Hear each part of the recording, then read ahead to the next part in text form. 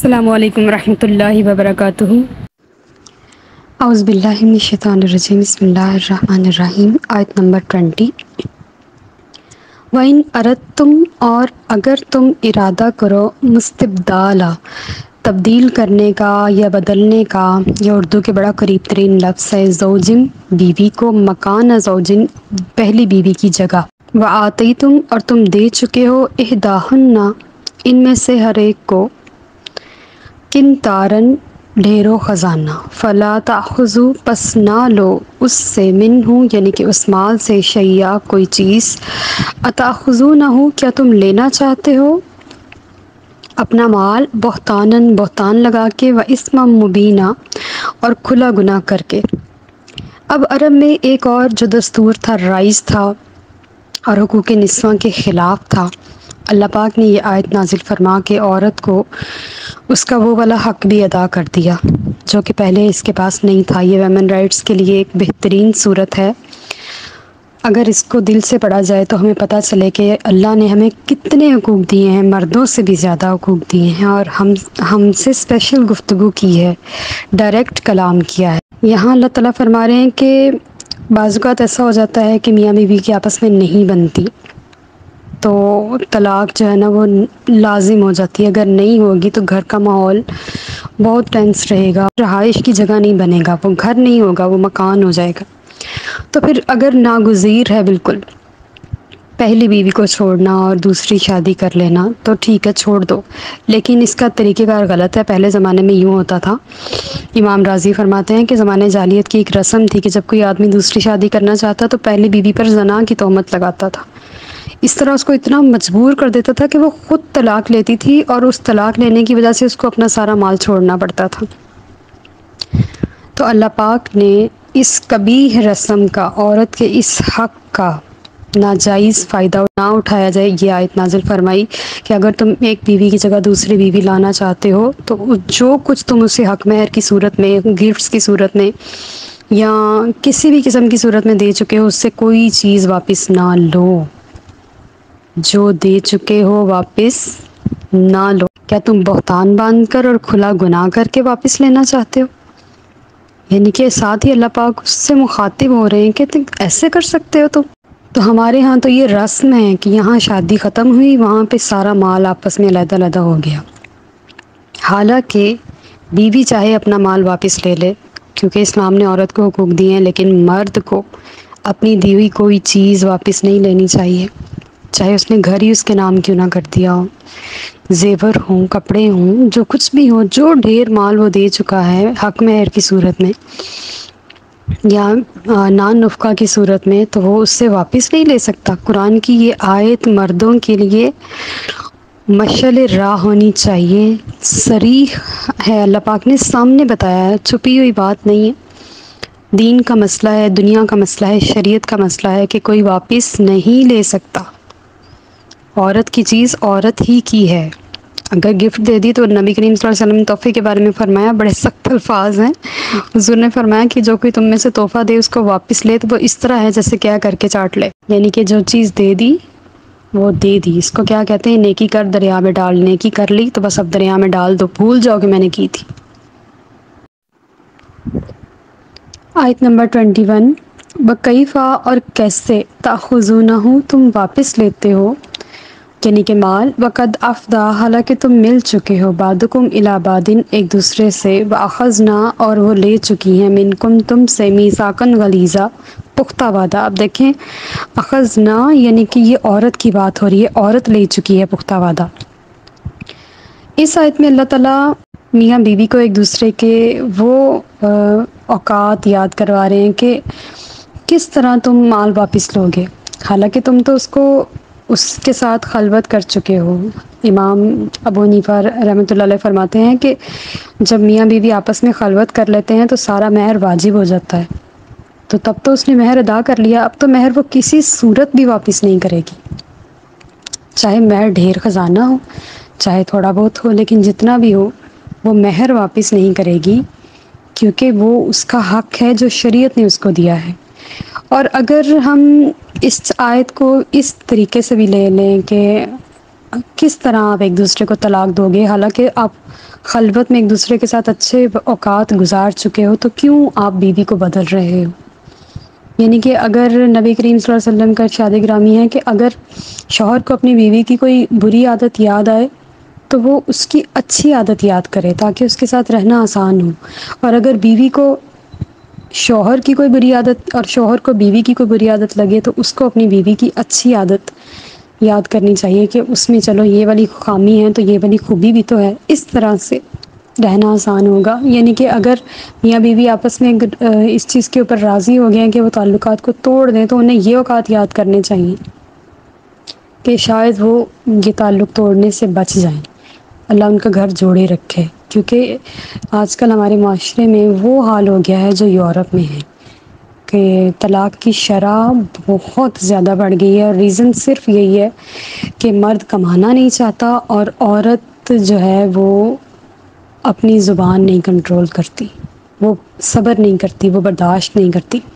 ہمارے بزرگوں نے کوئی عیاشیاں نہیں کی، انہوں نے کوئی سہولتیں نہیں استعمال کی، انہوں نے خاموشی اور صبر کے ساتھ اپنی زندگی گزاری، اور یہ بھی نہ دیکھا کہ شوہر کیسا ہے، کس رنگ کا ہے، کس مزاج کا ہے، کس علاقے کا ہے، آرام سے ان کے ساتھ زندگی گزار لی۔ ہماری تربیت پہ فرق نہیں پڑا، لیکن آج جو سنگل پیرنٹ ہیں یا اس طرح کے مسئلے مسائل ہیں تو اس میں اولاد پہ بڑا فرق آتا ہے، ان کی مینٹیلٹی پہ، ان کی سوچ پہ، ان کی تربیت پہ، ان کی پروان چڑھنے پہ۔ اس چیز نے معاشرے کو یعنی کہ میں کہنا نہیں چاہتی، الفاظ سخت ہیں لیکن بٹر افراد دیے، بہت سخت تلخ قسم کے افراد دینا شروع کر دیے ہمارے معاشرے نے، جس کی وجہ سے ہم اس انداز سے اسلامک اسٹیٹ کو انجوائے نہیں کر رہے جس طرح سے ہمیں کرنا چاہیے۔ آیت نمبر 22،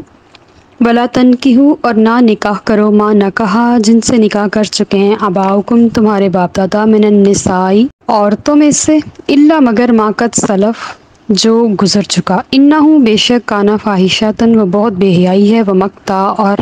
نفرت کا فعل تھا، وساء سبیلا اور بہت ہی برا راستہ، بہت ہی برا طریقہ۔ اب عرب میں جیسے پچھلی جاہلیت کے دور میں ہم نے پچھلی آیات میں پڑھا نا کہ باپ اپنی سوتیلی ماں سے جبراً شادی کر لیا کرتا تھا، لیکن جب وہ آیت نازل ہوئی تو جبراً شادی بند ہو گئی، لیکن رضامندی کا سلسلہ دونوں سائڈوں پہ جاری تھا، لہٰذا اس آیت نے رضامندی کو بھی مکمل بیان کر دیا کہ شریعت نے سوتیلی ماں کے ساتھ نکاح جائز نہیں قرار دیا، اور ان کی اولاد بھی یعنی کہ نہیں ہو سکتا۔ جب باپ ایک ہے تو پھر سوتیلی ماں کیا ہوئی؟ وہ بھی تو ماں ہی ہو گئی نا۔ اللہ تعالیٰ فرما رہے یہ فاحشہ ہے، بہت بے حیائی ہے، مقتا اللہ کی ناراضگی کا سبب ہے، نفرت کا سبب ہے، اور بہت برا طریقہ تھا۔ لیکن اسلام نے عورت کو یہ بھی حقوق دے دیا، یہ بھی اسلام کے کھاتے میں آ گئی بات کہ اب کوئی بھی مرد اپنی ماں یا سوتیلی ماں کے ساتھ شادی نہیں کر سکتا، اور عورت کو ایک اور ویمن رائٹس مل گئے۔ آیت نمبر 23، لاسٹ آیت آف پارہ نمبر 4،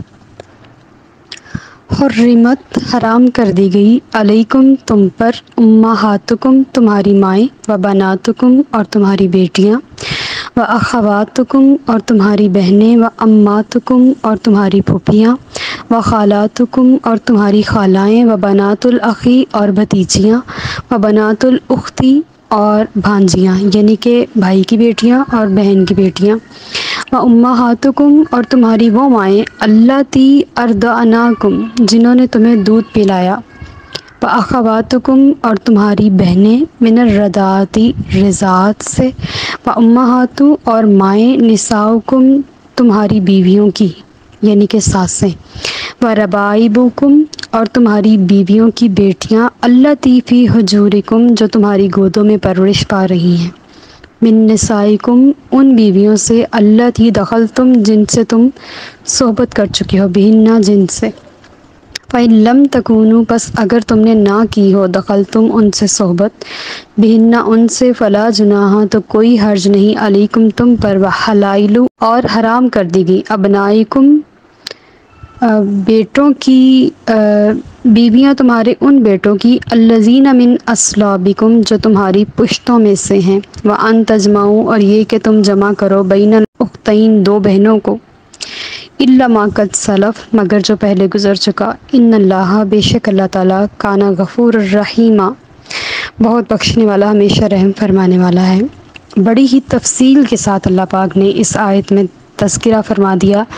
کہ ہمارے محرم اور نامحرم رشتے کون سے ہیں اور نکاح کن سے جائز ہے اور کن سے نہیں جائز، کہ مرد کے لیے سب سے پہلے حرام ہے اس کی ماں، اور تم پر مائیں حرام کر دی گئیں۔ اب اس ماں میں نانی بھی شامل ہے، دادی بھی شامل ہے، پر نانی بھی شامل ہے، پر دادی بھی شامل ہے۔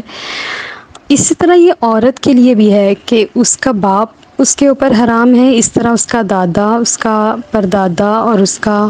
پرنانا، یعنی کہ یہ اوپر تک کے سارے رشتے اس میں داخل ہیں۔ یعنی کہ اللہ پاک نے ڈیٹیل سے بیان فرما دیا ہے کہ کون سا رشتہ ہمارے لیے حلال اور حرام ہے، مرد یا عورت دونوں کے لیے۔ اور تمہاری بیٹیاں، یعنی کہ مرد کے لیے سب سے پہلے اس کی ماں، دادی، نانی اور اس سے اوپر سب، اور پھر اس کی بیٹی، اور اس میں پوتی اور نواسی بھی شامل ہے۔ اور اخواتکم تمہاری بہنیں، بہن میں سگی اور ستیلی ساری بہنیں شامل ہیں۔ اماتکم تمہاری پھوپھیاں، یعنی کہ ساری باپ کی بہنیں جو ہیں وہ حرام ہیں، سگی یعنی کہ کزنز وغیرہ نہیں، سگی۔ وخالاتکم اور خالائیں یعنی کہ ماں کی بہنیں جو سگی ہیں حرام ہیں، اور بھتیجیاں اور بھانجیاں یعنی کہ بھائی کی بیٹیاں اور بہن کی بیٹیاں، یہ بھی جو مرد ہے اس کے لیے حرام ہے۔ پھر وہ مائیں جنہوں نے تمہیں دودھ پلایا، یعنی کہ جنم نہیں دیا لیکن دودھ پلایا، عرب میں جو کہ رواج تھا دودھ پلوانے کا، اور اچھی فضا میں سانس لینے کے لیے، جیسے نبی کریم صلی اللہ علیہ وسلم کی رضاعت بھی سیدہ حلیمہ سعدیہ رضی اللہ تعالی عنہا کے گھر ہوئی، تو وہ بھی ان کی رضائی ماں ہیں، اور ان کی جو بیٹیاں ہیں وہ نبی کریم صلی اللہ علیہ وسلم کی رضائی بہنیں ہیں، جن کا تذکرہ بھی ہم شریعت کی کتابوں میں پڑھتے ہیں۔ اب رضائی مائیں اور رضائی بہنیں بھی اسی طرح سے اس شخص پر حرام ہیں۔ اور تمہاری بیویوں کی وہ بیٹیاں جو تمہاری گودوں میں پرورش پا رہی ہیں، جن سے تم نے صحبت کی۔ اب یہ جو شریعت کا مسئلہ ہے کہ اگر ایسی بیوی ہے کہ جو بیٹی ہماری گود میں یعنی کہ مرد کے پاس ہے اور وہ اس کو پال رہا ہے اور وہ بیوی کے ساتھ صحبت بھی کر رہا ہے وہ شوہر، تو پھر یہ والی جو بیٹی ہے جو اس کی بیوی کی بیٹی ہے یہ بھی اس کے اوپر حرام ہے۔ لیکن اگر اس نے صحبت نہیں کی اور صحبت سے پہلے ہی طلاق دے دی، یا صحبت کرنے کی نوبت ہی نہ آئی، کوئی معاملات اس طرح کے ہو گئے کہ اس بیوی کا ہی انتقال ہو گیا یا کچھ اور ایسا معاملہ ہو گیا، تب وہ اس کے لیے جائز ہوگی، ورنہ وہ اس کے لیے ناجائز۔ بیوی کی بہن، پھپھی، خالہ، بھتیجی اور بھانجی، یہ سب رشتے جب بیوی جب تک زندہ ہے یہ دوسرے نکاح میں نہیں لائے جا سکتے، یعنی کہ بیوی کی بہن، بیوی کی پھپھی، اس کی خالہ، اس کی بھتیجی اور بھانجی ایک نکاح میں نہیں لائی جا سکتی، الا یہ کہ بیوی فوت ہو جائے یا اس کو طلاق دے دے، اس کے بعد ان کے ساتھ نکاح درست ہوگا اگر ان میں سے کسی کے ساتھ کرنا ہوا، لیکن ان کی حیات میں یا ان کی زوجیت میں ان کے ساتھ نکاح جائز نہیں ہے۔ اور بیویاں تمہارے ان بیٹوں کی جو تمہاری پشتوں میں سے، یعنی کہ بہویں، پشت مطلب یہاں پہ پشتوں کا خاص طور پہ اسلاف کا ذکر اس لیے کیا گیا کہ عرب میں رواج تھا کہ متبنہ بنا لیا کرتے تھے، یعنی کہ کسی کو بھی بیٹا بنا لیا کرتے تھے، جیسے نبی کریم صلی اللہ علیہ وسلم نے بھی حضرت زید کو اپنا بیٹا بنایا ہوا تھا نا، منہ بولا بیٹا بنایا ہوا تھا، اور وہ ان کے پاس رہا کرتے تھے۔ اب جب حضرت زید نے اپنی بیوی جو کہ نبی کریم صلی اللہ علیہ وسلم کی پھپھو کی بیٹی تھی حضرت زینب کو طلاق دی، تو نبی کریم صلی اللہ علیہ وسلم نے ان سے شادی فرما لی تھی، تو اس میں عرب کے لوگوں نے ایک اعتراض کا لمبا جو تھا نا وہ سلسلہ سٹارٹ کر دیا تھا کہ اپنی بہو کے ساتھ نکاح کر لیا۔ تو یہاں پہ قرآن پاک میں اللہ تعالیٰ نے اسلاف کا اسپیشلی ذکر اس لیے کیا کہ منہ بولے بیٹے نہیں، بلکہ وہ بیٹے جو تمہاری پشتوں میں سے تمہاری سگی اولادیں ہیں، ان کی بیویوں کے ساتھ شادی کرنا، چاہے بیٹا زندہ ہو یا نہ ہو، سسر کے لیے جائز نہیں، سسر اس کے لیے محرم کا درجہ رکھتا ہے اور یہ اس کے لیے جائز نہیں ہے۔ اور یہ کہ تم دو بہنوں کو ایک نکاح میں جمع کرو، یعنی کہ بیوی کی بہن کے ساتھ بھی شادی کر لو اور ایک نکاح میں ان کو رکھو، تو یہ بھی الا ما قد سلف، مگر جو آج اس آیت کے اترنے سے پہلے گزر چکا، جو ہو چکا وہ معاف ہے، لیکن اب اس آیت کے اترنے سے پہلے حرمت قطعی نازل ہو چکی ہے۔ اب ہم اس آیت کو نص صحیح ثابت کرنے کے لیے ہم پیش کر سکتے ہیں کہ اگر کوئی اس طرح کا فعل کرے تو ہمارے پاس اتھینٹک دلیل ہے۔ چوتھے پارے کی آخری آیت میں اللہ پاک نے بڑی تفصیل کے ساتھ ہمارے لیے محرم، نامحرم، حلال اور حرام رشتے متعین کر دیے ہیں۔ یہی معاملہ بیوی کا شوہر کے ساتھ ہے اور یہی معاملہ شوہر کا بیوی کے ساتھ ہے۔ اور چونکہ بیوی تو ایک سے زیادہ نکاح نہیں کر سکتی، شوہر کر سکتا ہے، لیکن یہ جو رشتہ ہوتا ہے پھوپھی بھتیجی اور خالہ بانجی کا، اگر یہ ایک نکاح میں جمع ہو جائیں تو یہ ان میں محبت اور انسیت ایک نیچرلی سی بات ہوتی ہے۔ تو اگر یہ ایک نکاح میں جمع ہو جائیں تو یہ ظاہر ایک دوسرے کے پیرالل آ جائیں گی، سوکنے بن جائیں گی، اور یہ سگے رشتوں کا حسن خراب ہو جائے گا۔ اللہ نے اس حسن کو برقرار رکھنے کے لیے ان رشتوں کو ایک نکاح میں جمع کرنے سے منع فرمایا ہے۔ اللہ پاک ہمیں عمل کی توفیق عطا فرمائے، آمین۔ وما علینا الا البلاغ المبین۔